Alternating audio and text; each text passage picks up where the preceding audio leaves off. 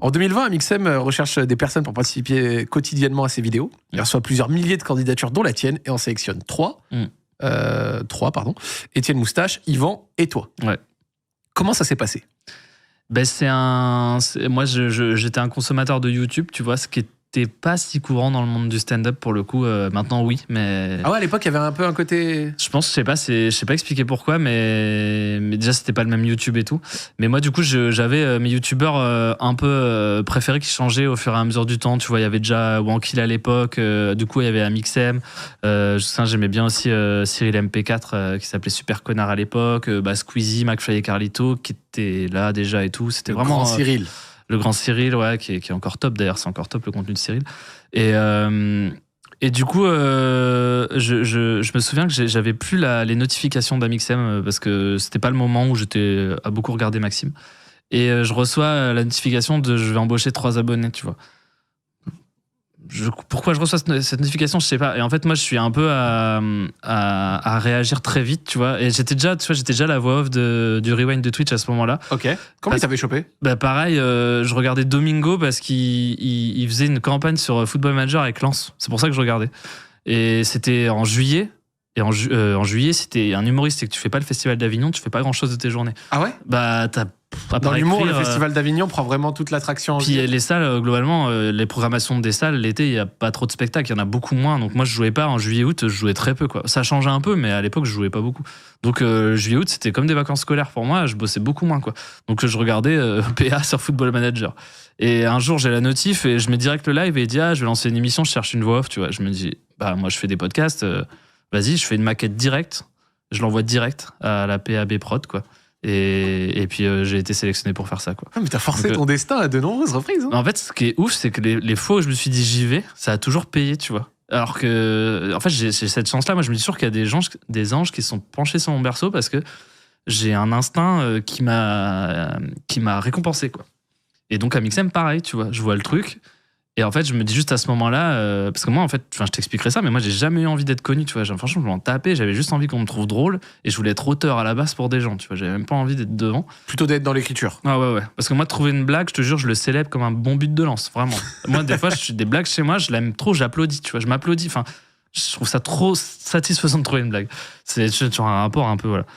Et là, donc je vois ça, je fais une candidature directement parce qu'en fait, je vois des vidéos YouTube et je me dis, j'ai trop envie de proposer des vannes, de punchliner dans des vidéos YouTube, j'ai vraiment envie. Par contre, j'ai pas envie de créer une chaîne, moi, je saurais pas quoi dire. Donc, toi-même, faire tout ça, ça t'intéressait pas, mais peut-être écrire pour des gens, des choses comme ça, ça pourrait te chauffer. Donc, j'étais complètement là-dedans. Tu vois, à la preuve, j'ai toujours pas de chaîne YouTube aujourd'hui, alors que je pourrais en avoir une. On va en parler. Mais en gros, du coup, j'y vais et en fait, je mets l'extrait que t'as passé tout à l'heure du fil. Je fais un commentaire audio de ce passage et j'explique pourquoi je suis motivé pour rejoindre la chaîne de Maxime.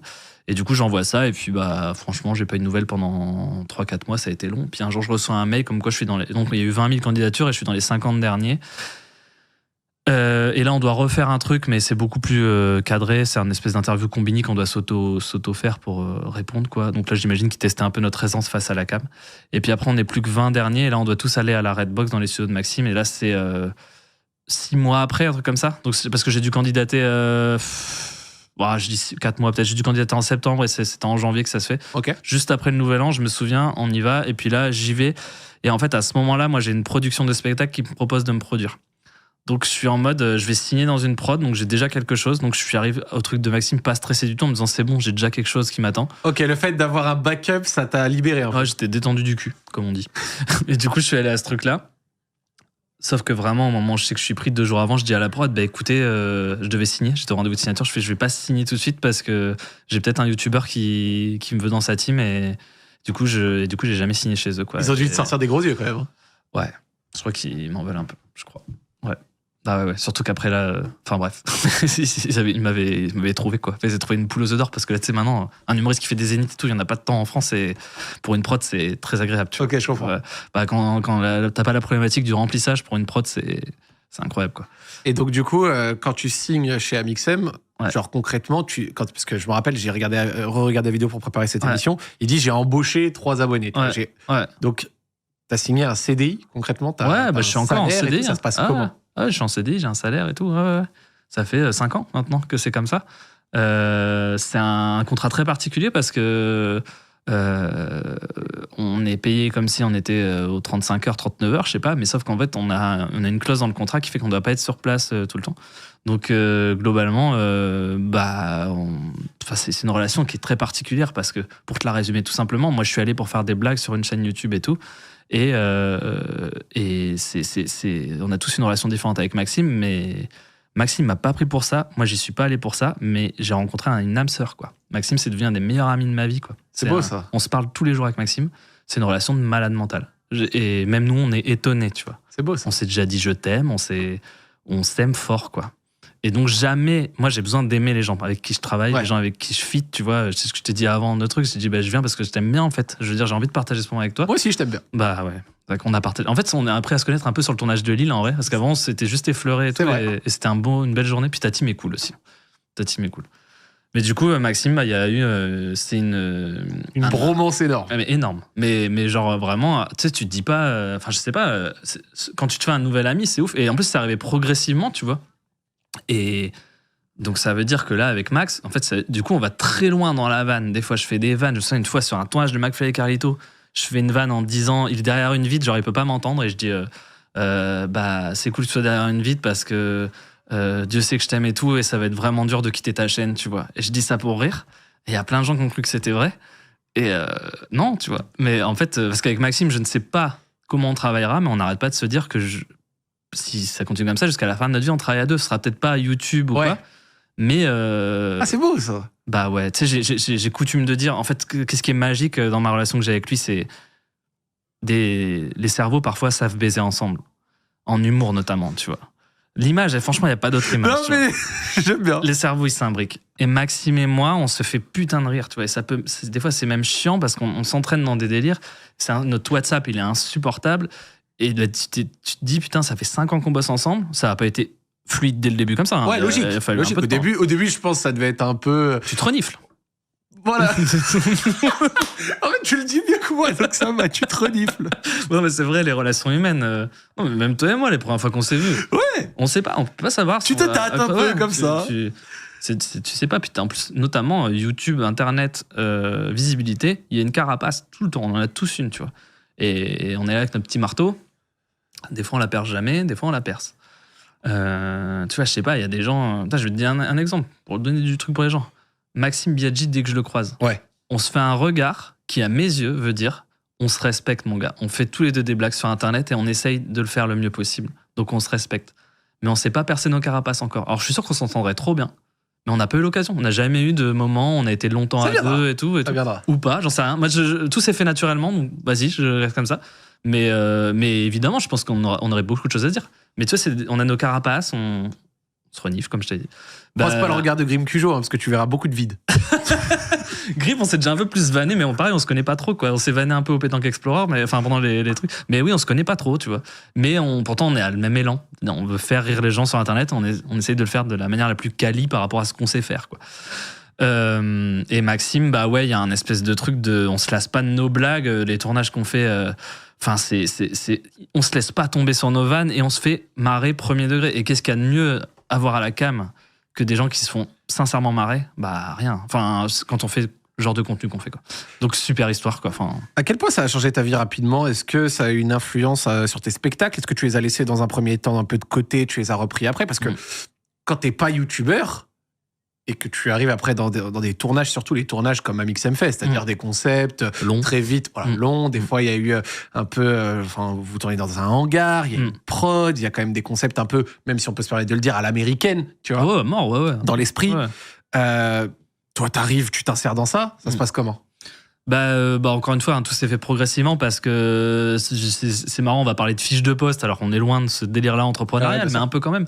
La fonction qu'il avait créée pour moi comme pour les deux camarades Yvan et Étienne, elle a changé au fur et à mesure, tu vois. Et finalement, on fait même pas tous les trois le même taf, en fait, parce que c'est juste qu'on est, on est combiné à 4, on a un peu nos rôles, on sait à peu près où on va, mais on fait limite pas qu'est-ce que je suis beau. Non. Il y a de la prestance. Non, mais en plus, le pire, c'est que j'ai trop du mal à me voir en spectacle. C'est impossible pour moi. Alors que sur YouTube, j'aime bien voir les V1 et tout. Ça me passionne un peu. Le spectacle, j'ai du mal. Et donc du coup ça s'est fait progressivement et au début surtout qu'on est arrivé il y a eu le Covid tout de suite quoi, donc en fait on a très peu tourné, après on a fait quelques tournages en remote mais bon c'était dégueulasse et Maxime a tenu la chaîne tout seul et Grand Prince il nous a pas viré parce qu'en fait on est arrivé, il nous fait un CDI, on est en période d'essai, il y a le Covid, il aurait pu très bien dire bye bye, on verra, il aurait pu dire on verra, non il a maintenu le mec. Il a fait tapis, quoi. Les reins solides. Alors que le public s'était pas habitué à nous. On serait disparu, ça aurait fait parler, ça aurait été pas le drama du siècle, tu vois. Ah non, il nous a. Mais de toute façon, humainement, Maxime, c'est un ouf. Et du coup, ça s'est fait progressivement. Et au début, c'était vraiment du fit et tout. Très vite, on a mis quelques mois à identifier nos rôles, tu vois. C'est devenu un peu, on s'est rendu compte, tu vois, moi, ça allait être la punch, quoi. Et du coup, ça fait que on a un équilibre de groupe qui fonctionne hyper bien. C'est presque des trucs qui viennent de l'impro. Ça, c'est se dire, on se rend compte que si moi, il faut que je fasse une punch, on va essayer d'avoir l'écoute max à ce moment-là. Maxime, il va devoir être marrant et animer. Donc, sur les moments où il anime et donc il doit faire avancer la vidéo, nous, il faut essentiellement qu'on le coupe pas ou si on le coupe, c'est pour une bonne punch. Mais c'est pas des trucs qu'on s'est dit, mais c'est naturel. Et Etienne, il va être vachement premier degré sur l'objectif de la vidéo parce que s'il y a personne qui le fait, ça va être juste une vidéo bordel. C'est trop de la déconnade et donc du coup, c'est même peut-être un peu frustrant pour les viewers. Voilà, en fait, il faut qu'il y ait forcément ça. Et Yvan, il vient se greffer un peu en espèce de ovni autour de tout ça, à gripper des moments et tout. Et par exemple, moi, Yvan est un bon sparring partenaire pour mes vannes parce que c'est celui qui va avoir la capacité d'attention la plus forte. Et du coup, il va jamais me lâcher non plus sur une vanne. Tu vois. Donc c'est un équilibre, mais qui a mis du temps à se créer et qui fait qu'aujourd'hui, ça marche à 4. Alors j'ai envie de dire ça marche à 4 et en même temps des vidéos à 4 on n'en fait pas tant que ça. Les gens s'en rendent pas trop compte, vrai. Mais c'est un truc qui a disparu de la chaîne un petit peu et maintenant c'est un peu événementialisé. J'ai l'impression que c'est par 2, voire des fois par 3, mais c'est genre Maxime et toi, Maxime et Etienne, Maxime et Yvan, et c'est vrai qu'il y a moins ce, tu vois. L'évolution de la chaîne s'est passée comme ça et moi je trouve que c'est vraiment trop bien parce qu'en gros un des seuls trucs qui était un peu un défaut pour moi dans ce qu'on faisait, c'est l'espèce de truc où se placer quand t'es 4 c'est une bataille quoi. Et moi j'ai un souci encore une névrose, c'est que sur un tournage de 8 heures je veux être marrant pendant 8 heures tu vois, et du coup c'est épuisant mentalement et tout, mais c'est une envie et je veux que les monteurs aient du matos, comme ça on garde la crème et comme ça me rend le plus marrant possible tu vois, et je veux absolument que la vidéo, je veux être gaulerie dans les vidéos absolument parce que pour moi c'est mon rôle. Si je vois une putain de chaise, il faut que je trouve un moyen de dire un truc marrant sur cette chaise tu vois, et un jour mon cerveau en sera plus capable et c'est tout. Ce sera fais la bise à tes proches, il n'y a pas de saison 2, je partirai. Mais là, tant que je peux, c'est un muscle, le cerveau, je veux réussir à être marrant tout le temps. Mais du coup, c'est un peu épuisant quand t'es 4. Donc là, tu vois, là, je fais un format Lego avec Maxime demain, c'est de nos vidéos qu'on fait à 2, on tourne ça, et c'est des trucs où c'est intense aussi, mais en fait, on est un peu plus posé, c'est un peu plus cool. Par contre, dimanche, il y a une vidéo à 4 qui sort, qui est trop marrante. Ok. Qui arrive là, dimanche, où là, ça faisait un moment qu'on n'avait pas fait un tournage à 4, et ça marche trop bien. Et du coup, quand on se revoit, on se voit régulièrement quand même, hein. Mais il y a une fraîcheur, en fait. Alors qu'à un moment donné, on enchaînait trop les vidéos à 4 et la fraîcheur disparaissait un peu. Ouais, il y avait une petite redondance. Ouais. Même tu vois, il y a des espèces de gimmicks qui sont créés sur la chaîne et tout, et j'essaye de me battre tout le temps. Je prends peut-être ça trop au sérieux, mais je me bats pour que, vas-y, il faut pas qu'on repropose la même vidéo. Ouais, ok. Parce que quand on fait des vidéos, on construit quelque chose. Faut pas que... Tu les as hypés, là, la vidéo à 4, hein. Ah ouais, elle est vachement marrante. Je vous jure, la vidéo est un peu courte pour une vidéo. C'est une vidéo construction. Elle dure à peu près 35 minutes. Et en fait, c'est juste qu'il y a 5 minutes à la fin où j'avais mal au ventre de rire parce qu'il se passe un truc. Et c'est trop marrant, quoi. Et elle est très good mood. Dimanche, si vous regardez la vidéo, vous passerez un bon dimanche. Elle est good mood, quoi. Voilà. Et qu'est-ce que tu as appris des tournages et du travail avec Amixem, concrètement, des tournages YouTube et tout? Là, tu nous as parlé, tu as commencé à en discuter dans la mesure où, voilà, dans un groupe de 4, il faut s'imbriquer. Moi, c'est la punch, lui, c'est le sérieux, tu vois, Yvan, c'est un peu l'ovni. Mais qu'est-ce que tu as appris même du fait de faire un tournage, sur l'aspect technique, sur l'aspect prod et tout? Comment ça a évolué pour toi? Tout. Je sais pas comment ça s'est passé pour toi, mais c'est tellement... Normalement, pour tout le monde, c'est progressif. Toi, je pense que ça fait tellement longtemps que t'es là que t'as été progressivement. Moi, je suis direct arrivé à Hollywood, quoi. Ouais, c'est ça que je veux dire. En fait, c'est ça que j'ai envie de dire. Toi, t'es arrivé direct sur un truc énorme, tu vois. Mais c'est bien et pas bien. Moi, je t'avoue que je trouve ça plutôt bien. Ce serait génial, c'est que très vite, du coup, il y avait des tournages plus calmes, genre des reacts ou des petits trucs comme ça. Mais très vite, ça a été grosse prod. Et en plus, la DA de la chaîne de Maxime, aujourd'hui, c'est devenu quasiment un décor par tournage. Ah ouais, c'est ce que j'allais dire. C'est sa volonté. Et franchement, c'est tout à son honneur parce que il se bouge le cul, quoi. Enfin, Maxime, c'est quelqu'un qui réinvestit beaucoup, qui se bouge le cul. Et moi, j'ai appris, mais c'est dur de... Tu sais, on dit toujours que le temps sur Internet, 1 an, c'est un ressenti de 3-4 ans, en fait. Enfin, moi, j'ai appris tellement de trucs, quoi. Même sur comment fonctionne un tournage, comment juste s'organise un projet. C'est rigolo, mais tu sais, je vais refaire un parallèle avec le début de notre interview, là, où je parle des études qui te forgent, etc. Ouais. Voilà, sur le terrain, j'ai appris 1000 fois plus, en vrai. Alors que je faisais des cours sûrement de gestion de projet. En étant juste sur une chaîne YouTube et en voyant comment ça se passe, t'apprends énormément. Donc, moi, j'ai appris tellement de trucs, que ce soit gérer tes propres réseaux sociaux quand ça commence à fonctionner, qu'il faut trouver une ligne édito, gérer juste être chef d'entreprise, parce que du coup, je le suis devenu, gérer juste des salariés, enfin, ou des prestats, gérer une ligne édito d'une chaîne, tu vois, c'est tous des trucs où je des vois... budgets, des machins. Ouais, c'est fou. Et moi, alors que je suis... Sur la chaîne de Maxime, je suis qu'au second plan là-dessus, parce que c'est pas ma chaîne, encore une fois. Moi, je suis un acteur principal de la chaîne, mais je suis pas l'acteur principal de la chaîne, c'est pas ma chaîne, quoi. Et donc voilà, c'est franchement énormément de choses, quoi.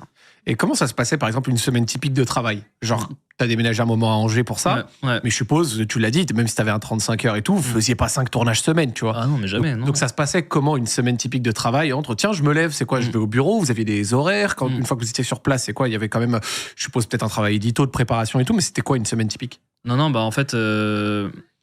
déjà, moi, je peux parler qu'en mon nom. Je peux pas parler au nom d'Yvan Etienne parce qu'on n'a pas du tout la même vie, finalement.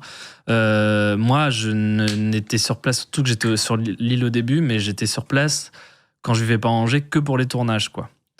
Au début, on a fait des petites réunions édito pour les concepts, mais en fait, c'est Maxime qui drive beaucoup et moi qui propose... on se propose des idées sur WhatsApp, mais moi, dans ma conversation avec Maxime, tu vois, c'est rare qu'on propose des idées à 4 et tout. On le faisait au début et après, en fait, Maxime, à un moment donné, il a l'intelligence YouTube, Maxime. C'est un truc de malade. Et en fait, moi, des fois, il va proposer un concept et si je m'écoute, je vais dire non et tout. Et en fait, mais il m'a convaincu à chaque fois. Il a trop l'intelligence YouTube, quoi. Et du coup, à un moment donné, il faut être humble face à ça, y aller, et puis jouer avec ce qu'on te propose, même si c'est pas le concept que t'aurais fait toi. Et puis force est de constater que putain, ça marche, quoi. Donc, vraiment, ça y est, on y est. C'est l'air. Merci beaucoup. Et du coup, de temps en temps, tu proposes des concepts. Tu vois, là, sur la chaîne, les derniers concepts que j'ai proposés, c'est... il y avait, je sais pas si t'as vu les vidéos avec les sosies, les 50 sosies qu'on met dans des tier lists. Oui, ça, tu vois, c'est un truc que j'ai proposé. J'ai dû convaincre Maxime d'y aller, puis il y va. Ou quand on mange 100 trucs d'affilée qu'on met dans une tier list aussi, ça, c'est un truc que j'ai proposé. Ça, je l'ai vu. Là, récemment, vous avez fait les fromages. Ouais, c'est ça. On a pu le décliner parce que moi, je suis vraiment pas le meilleur à trouver des concepts et tout. On va dire, allez, j'ai des fulgurances de temps en temps, mais devoir tenir la ligne édito de Maxime, j'en serais incapable, tu vois, parce que lui, ça veut dire qu'il y a à peu près, je vais pas dire 50 concepts par an, mais si tu enlèves les React, il y a 35-40 concepts par an. Et après, le but, c'est de créer des séries qui, tant qu'elles marchent, on les fait, tant qu'on se suce pas à le faire aussi. Genre là, on fait fromage. On regarde la vidéo, on se dit, ça va, on est encore marrant. Le lendemain, après avoir englouti une centaine de fromages, le ventre, c'est comment? Non, l'enfer. Normalement, trouve sur Terre quelqu'un qui a déjà fait ça. Je pense que ça n'existe pas. De manger 100 différents. Pour les fromages, ça va. Mais pour les boissons, les plats, on a fait 100 plats. Mais je me suis même demandé à un moment donné, est-ce que c'est dangereux pour la santé, tu vois? Logique. T'as juste... genre quand on a fait 100 desserts, j'ai pu manger de sucré pendant une semaine, je pense. Logique. C'est un... Oh, la bombe de... bien sucre comme ça, là, celle qui te donne bien envie de somnoler. Imagine un repas de mariage, un repas de Noël, un repas de communion, un repas d'enterrement, un repas de Pax, dans la même journée. C'est ça qu'on vit, quoi. En gros. Ah merde, je devais t'aider quand tu manges, je devais parler. Non, t'inquiète. Alors du coup... Non, monsieur, un petit peu de ça, il n'y a pas de souci, t'inquiète. Et donc, du coup, au niveau, quand même, pour recentrer un peu, d'une semaine classique de taf, quand t'étais sur place, c'était comment? Moi, je partageais vachement ma vie entre mes projets perso et mes trucs. Moi, ça a toujours été teinté d'écriture, de faire vivre mes réseaux, faire les tournages pour Maxime et aller jouer sur scène. Au début, notamment, je le faisais encore, d'aller jouer dans des plateaux et tout. Là, maintenant, j'ai vachement arrêté. Et du coup, Il y a des moments qu'on consacre full à Maxime, mais le reste du temps, on peut se consacrer à nos propres projets à nous, tu vois. Ok, c'est intéressant. Et du coup, moi, je te dis, c'est beaucoup de l'écriture. Tous les jours, j'écris un peu pour plein de choses différentes, que ce soit de la fiction, des réseaux sociaux ou du stand-up, quoi. T'as quand même apprécié la vie à Angers ? J'ai détesté. Mais tu l'as vu, mon gars, on a fait une vidéo à 2 où je te fais une déclaration d'amour à Lille. J'aime trop la ville de Lille et je suis parti de 2 ans. C'est les 2 ans où j'étais le plus malheureux de ma vie. Enfin, 1 an et demi. Donc je suis parti, quoi. C'était pas possible. En gros, t'avais ce rapport où genre t'étais à Angers, c'était cool ton taf, mais les autres aspects, c'était pas ce que t'aimais. Bah ouais. En fait, à un moment donné, quand t'aimes tes rues, quand t'as tes potes, quand t'as ta famille, quand t'as tes espèces d'habitudes, et puis surtout qu'il y a un côté où quand t'es habitué à une taille de ville, tu vois, tu me dirais, tu passes de Lille à Lyon, tu passes de Lille à Nantes, c'est des villes. Bon, Lyon, c'est même encore plus grand, mais c'est des villes où, tu vois, t'as l'habitude. Lille-Angers, bah, tu passes de la Ligue 1 à la Ligue 2 en termes de taille de ville, quoi. Et du coup, bah, pour moi, c'est trop petit. Donc, je respirais pas dans cette ville et tout, alors qu'elle est belle. Enfin, c'est une ville très sympa, mais pas adaptée à moi, quoi. Quand j'avais visité, j'ai bien kiffé, moi. Ouais, tu l'as fait avec qui déjà ? Je l'avais fait avec Mastu et Raska. Ouais. Et c'était vraiment sympa. Bah, ça a dû être une vidéo plus courte parce que ça se visite plus vite que Lille en vrai. Mais, certes, tu vois. On va pas se mentir. C'est plus petit. Mais ça a ses qualités, mais ouais, c'était pas pour moi, c'est tout. J'avais prévu une question 5 ans après avoir été pris, parce que la collaboration fonctionne toujours, mais bon, avec la déclaration d'amour que tu as fait au début. Sûr qu'elle fonctionne. Est-ce que tu prends toujours du plaisir à le faire, tout ça ? Comment est-ce que tu cumules les deux, par exemple, avec les spectacles, la tournée et tout ? Bah là, il y a eu beaucoup de fatigue. Tu vois, là, c'est pour ça, par exemple, tu m'as fait réfléchir à mes semaines types qui vont venir, parce qu'elles vont plus rien avoir, parce qu'il n'y a plus la tournée aussi qui défoute. Un spectacle, ça te bouffe 2 jours, le temps de partir, de revenir. J'ai oublié ta question. Tu disais. Je disais, comment est-ce que tu cumules les deux avec les spectacles, la tournée et tout ? Le plaisir et tout. Le plaisir du spectacle, t'es stressé, donc t'as pas envie. Dès que tu rentres sur scène, surtout que moi, mon public est fou. Franchement, en fait, plus on avance, plus on a un public qui nous ressemble, tu vois. Et mon public, il est fou. Je vais te donner un indice de pourquoi il est fou. C'est que ma première partie, c'est Vincent Coche. C'est ma première partie type. C'est un humoriste lillois avec qui j'ai démarré, qui s'appelait Varobaz avant sur YouTube et qui a eu un petit succès YouTube et maintenant qui s'appelle Vincent Coche de son vrai nom et qui a aussi un succès sur les réseaux hyper fort, un des mecs les plus marrants que je connaisse. Bah, il fait mes premières parties. Donc mon public, il vient, pas forcément les codes du spectacle pour la plupart, et il voit un autre gars que moi d'abord. Et ben, il pourrait lui faire un mauvais accueil, tu vois. Ouais. Ça peut arriver par incompréhension, ou par flemme, quoi. Et ben non, toujours ils l'ont bien accueilli. Après, il est super marrant aussi, ça aide. Mais mon public a toujours été cool avec ma première partie, et donc j'ai un public trop bien, et ce qui fait que, bah, à part les soirs où je me suis senti pas bon, il y en a eu. Franchement, il y en a eu dans la tournée. Donc on a fait à peu près 80 dates. Il y a eu. On va parler de la tournée plus. On va parler après. Ouais. Du coup, les plaisirs sur les tournages. Le tournage, je t'avoue que j'ai quand même un truc où moi je vais travailler, quoi. Quand je vais faire un tournage, tu vois, là, on a un tournage Lego demain, je l'ai taffé comme un porc. Et quand je suis sur un tournage, bah, le reste du temps, à part quand c'est Lego, je taffe pas avant parce qu'il y a pas c'est que de l'impro, quoi. Mais je me force à. J'ai peur d'être rouillé, mon gars. Si un jour je me réveille et que j'arrive plus à être marrant. Ouais, t'es en décalage. Ouais. C'est la fin de ma vie, quoi. Enfin, ouais, donc je suis concentré, je suis focus parce que tout ce qui me fait peur, c'est de recevoir une V1 d'un monteur un mercredi alors que la vidéo sort le dimanche et que j'aime pas ce que je vois et que j'aime pas ce que je vois de moi, tu vois. Donc je veux absolument être performant. Et je te jure, Maxime, des fois, il me remercie de ça. Il m'en parle après en me disant c'est ouf que tu prennes pas à la légère ça, mais moi, je prends pas à la légère, mais c'est aussi pour de l'ego. Y a pas que, je suis pas que un mec bienfaisant. Ouais, bien sûr. Juste, j'ai envie de me plaire aussi, tu vois. Donc, du coup, c'est toujours. Mais c'est bien d'avoir ce professionnalisme. Bah, je pense je sais pas si c'est du professionnalisme, tu vois, mais cet aspect d'en vouloir plus, de vouloir toujours s'améliorer, donner la meilleure version de soi-même, pas trop se reposer, tu vois. Il y a des gens qui se sentent arriver. Tu donnes pas ce sentiment. Franchement, c'est parler de soi, ça peut paraître justement. Mais non, moi, vraiment, je suis pas arrivé. J'ai toujours l'impression que demain, ça va s'arrêter. Clairement, c'est même un peu trop. J'ai trop dans la flip tout le temps. Mais c'est surtout que je te jure, et c'est une parole la plus sincère, je me le ferai tatouer sur la cuisse tellement je le pense.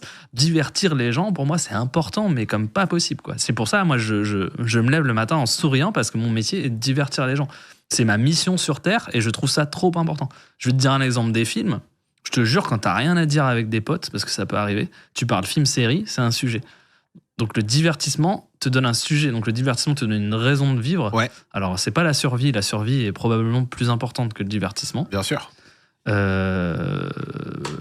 Mais il faut vivre aussi pour profiter d'expériences. Donc le divertissement, ça peut être le foot comme le théâtre, comme le cinéma, comme juste aller... le rire, tout ça. Le rire. Et ben du coup, que ce soit ça ma mission et tout, pour moi, c'est hyper important. Je le prends pas du tout à la légère. Et en plus, on nous le rend bien, en vrai, je trouve. Franchement, quand tu vois, je te dis, j'ai 65 000 personnes qui sont venues voir ma tournée. C'est énorme. C'est parce que je pense qu'ils se sont rendus compte que je prenais pas ça à la légère, tu vois. Enfin, j'espère que c'est pour ça aussi qu'ils viennent, tu vois. Et donc, j'en suis fier. Et vas-y, je suis comme ça et je continuerai. Parmi tous vos tournages un peu what the fuck, et après, on va parler aussi un peu de tes réseaux, tout ça, est-ce qu'il y a déjà eu des anecdotes de tournage dans la mesure où des fois, vous faites des trucs de construction, de bouffe, de tests de produits, enfin bref, je sais pas, tout cumulé. Il s'est forcément passé peut-être un moment des choses un peu marrant ou un peu un fail, un raté, un truc qui a fait qu'une vidéo est peut-être pas sortie ou a foiré, j'en sais rien. Il y a des vidéos qui ont failli pas sortir. Ah, tu sais, il y en a une qui est pas sortie, je me souviens. Attends, est-ce que j'avais proposé, c'était pour la. C'était quoi déjà? Pour la. Les SAM, là, tu sais, quand t'accompagnes un pote. Ouais, le gars qui boit pas. Le gars qui boit pas.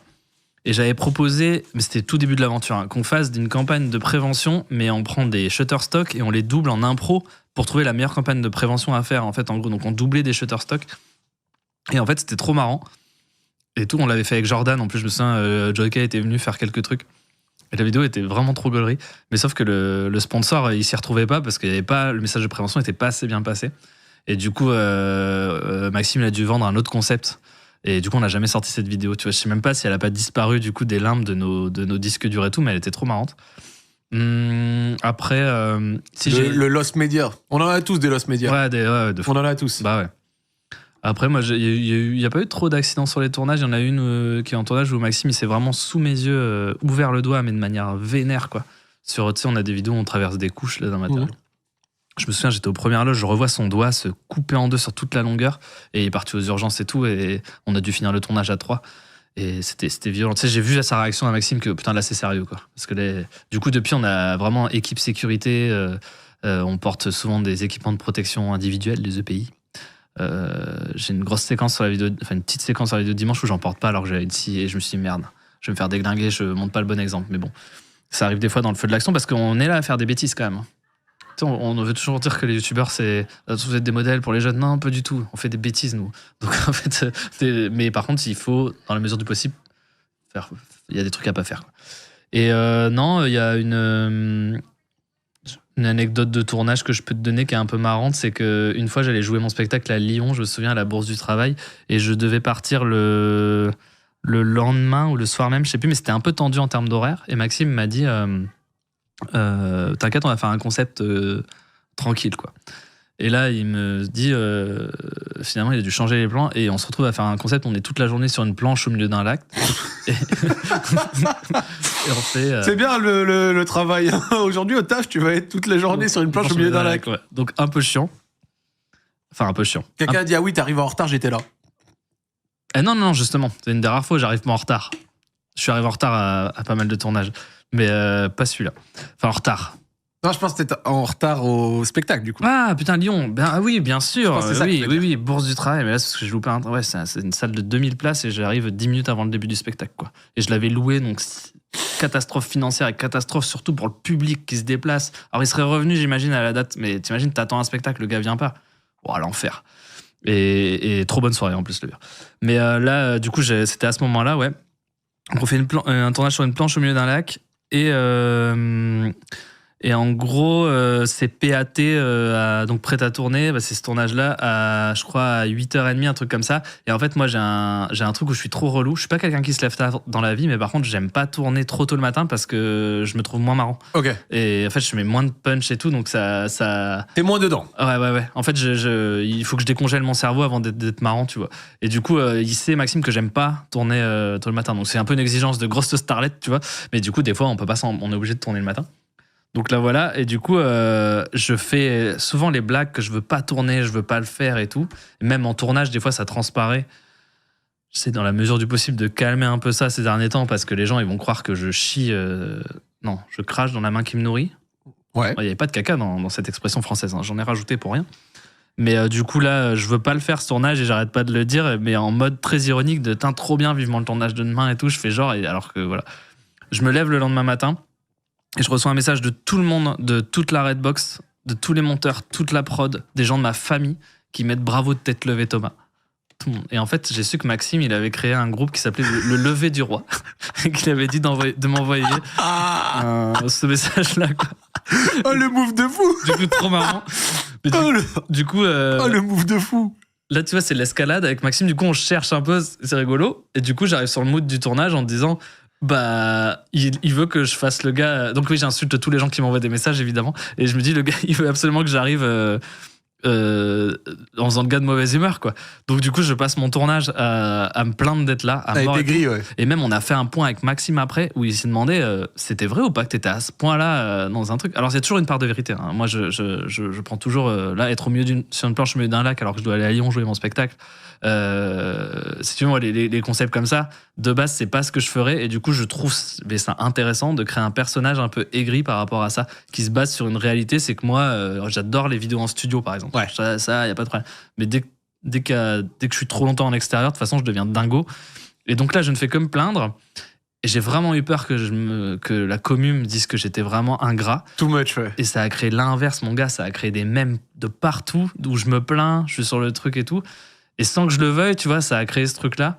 Et du coup, c'est rigolo parce que tout est parti d'une blague entre Maxime et moi, d'une organisation foireuse, d'un truc. Et au final, ça crée une vidéo marrante. Alors, j'imagine que des gens ne comprennent pas et des gens doivent se dire, voilà. Mais non, ça va, dans le chat, ils discutent et tout. Cette vidéo est une légende, les intempéries, excellente cette vidéo. Ouais, il y a tout ce truc. Ouais, non, mais après, la commu de Maxime, de toute façon, globalement, je pense qu'elle m'a pigé. Et, parce que ça se passe, c'est un mariage trop bien avec la commu de Maxime qui est devenue, a fortiori, un peu ma commu aussi. Le mariage est super. À quel point ça a eu un impact sur ton métier, surtout sur l'aspect comédie, tu vois? Je pense que forcément, passer sur la chaîne d'Amixem, ça t'a donné un gros boost. Après tout le travail que t'as fait, toi, de ton côté, niveau contenu court, avec les petits sketchs, les petits machins, etc., ça a continué et ça a participé à te faire péter. Avant qu'on parle forcément de la tournée, à quel point il y a eu un impact dans le remplissage de salles, on va dire les propositions, tout ça? Énorme. Hein.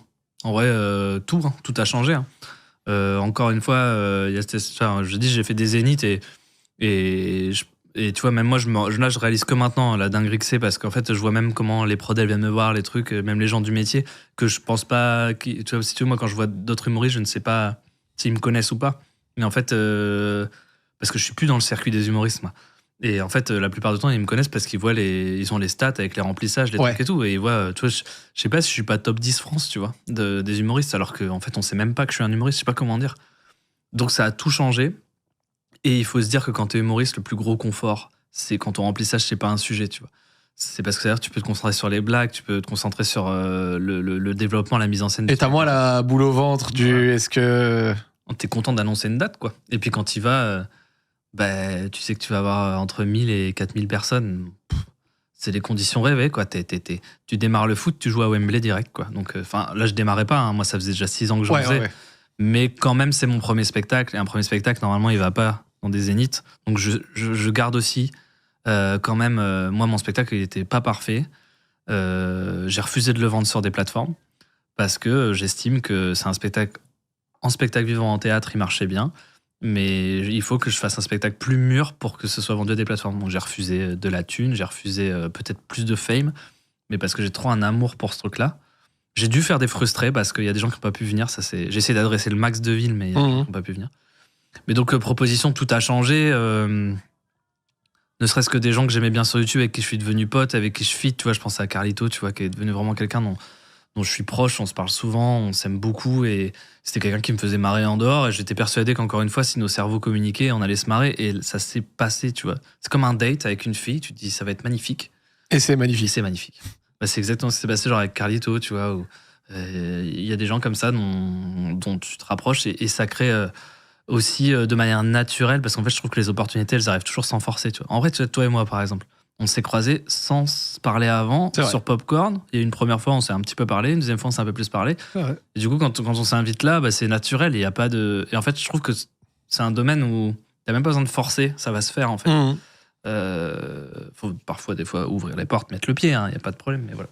Donc, ça a créé tout ça, un réseau de malades. Et là, il s'avère que la nouveauté, c'est que je mélange Internet, une communauté et le stand-up. Ce qui fait que on peut se dire, je suis un gars de YouTube, mais artiste. Du coup, les nouvelles portes qui s'ouvrent sont la télé pour animer des choses et le cinéma et la fiction.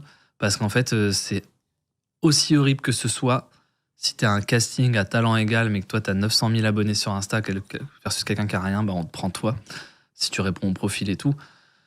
Eh ben, c'est terrible, mais je compte bien en profiter. En fait, c'est terrible, mais c'est comme ça, c'est là. Les parties de la notoriété, si tu veux en faire quelque chose de bien, moi, si je veux jouer dans des choses, c'est pour être bon, pour transmettre des émotions aux gens. Mais si ce que j'ai construit là pendant 5-6 ans me permet d'accéder à ces trucs-là... So be it. Bah ouais. Je comprends. Bah ouais. C'est comme, tu sais, mes idées de série, on va malheureusement plus m'écouter qu'un scénariste qui aurait fait toutes les formations pour le faire. Bah moi, du coup, pour être propre, droit dans mes bottes, bah moi, je vais proposer des idées, mais je vais m'entourer de scénaristes peut-être à qui on n'a pas pris les idées, tu vois. Et comme ça, j'inclus ces gens-là parce qu'ils ont plus de compétences que moi pour la construction d'un scénario. Et moi, je vais venir rajouter ce qu'on me demande, d'être marrant, d'avoir mon ton qui plaît à une certaine partie des gens et qui vont venir voir peut-être la série que je fais pour ça. Bon, bref.